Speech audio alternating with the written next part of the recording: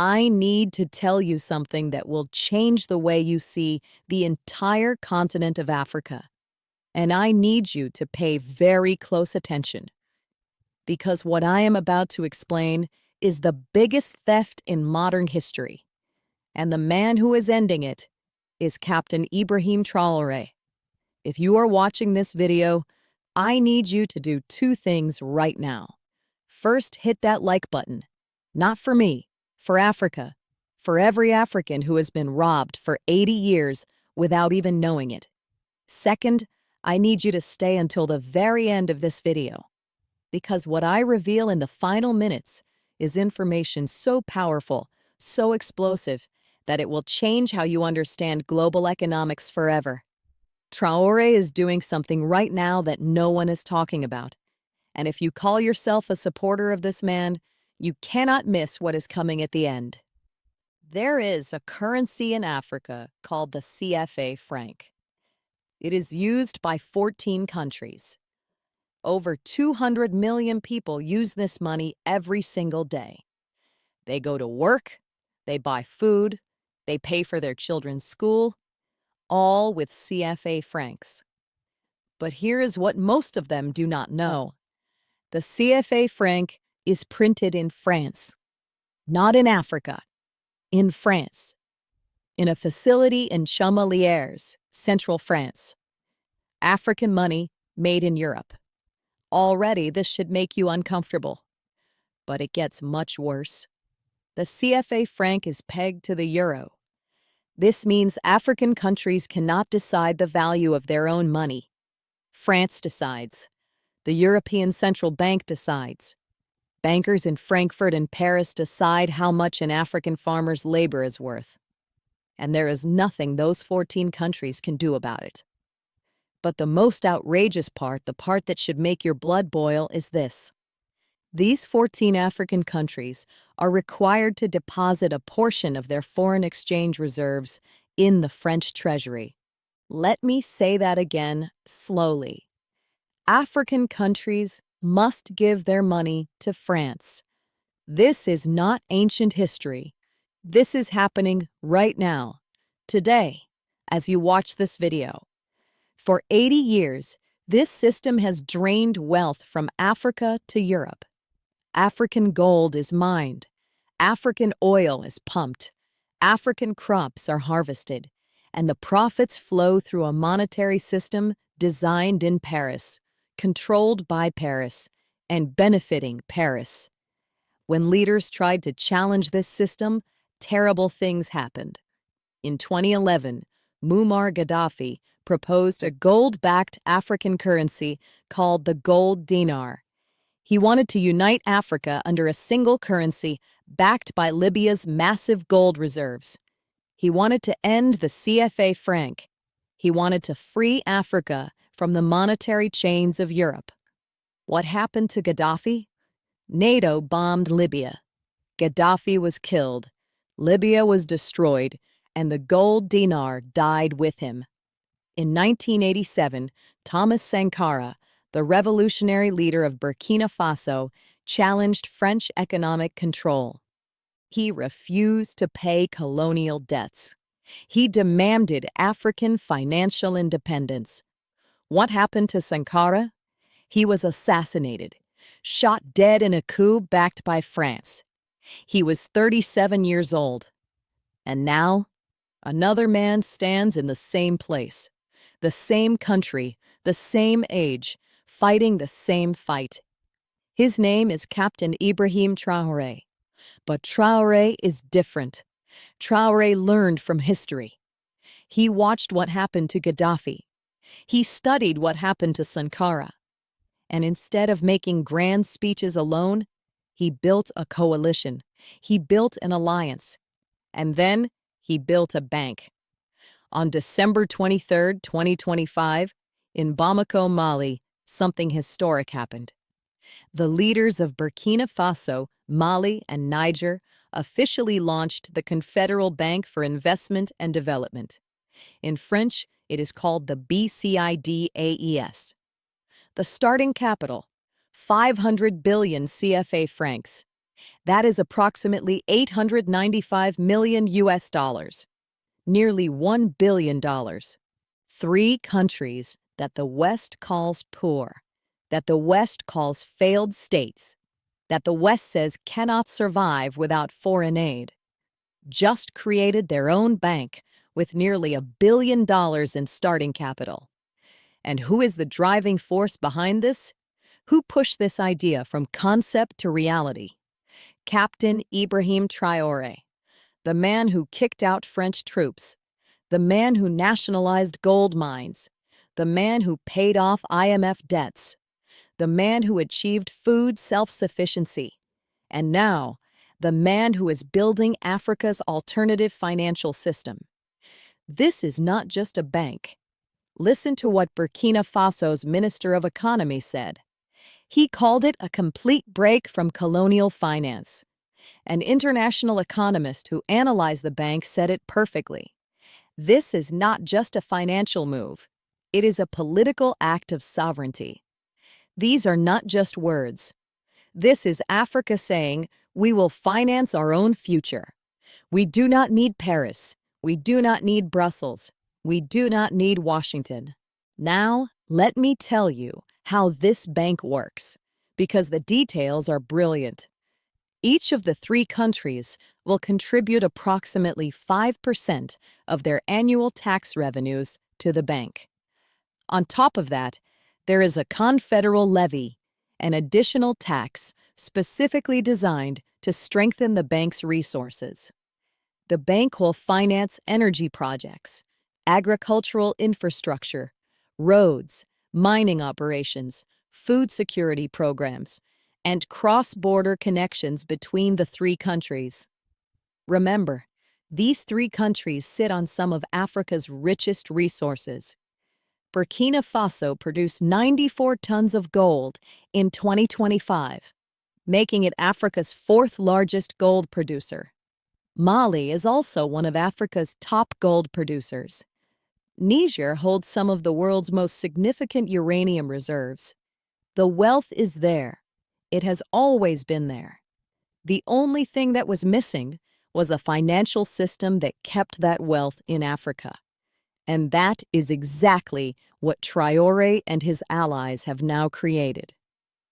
But the bank is only phase 1. Phase 2 is even more revolutionary.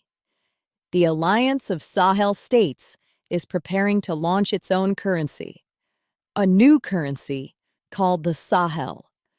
And here is the key difference that separates this currency from the CFA Franc. The CFA Franc is backed by a political promise from the French Treasury. The Sahel currency will be backed by tangible wealth: gold, uranium, manganese, real physical resources that belong to Africa. Think about what this means. For the first time in 80 years, West African nations will have a currency that reflects the actual value of their land, their labor, and their resources. Not a currency pegged to the euro, not a currency printed in France, not a currency controlled by European bankers. A currency that belongs to Africa. And Paris knows exactly what this means. Let me read between the lines for you. The end of the CFA franc in the AES zone means the loss of a captive market for French companies. For decades, French businesses have had a built-in advantage in these 14 CFA countries. The currency peg made it easy for French companies to operate, easy to extract, easy to profit. A new Sahel currency changes all of that. French companies will have to compete on equal terms, and many of them will lose. This is why France is panicking. This is why Western media calls Traoré a dictator. This is why they call the AES a threat to stability.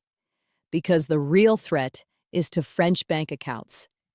The real instability is in Paris boardrooms where executives are calculating how many billions they will lose when Africa controls its own money.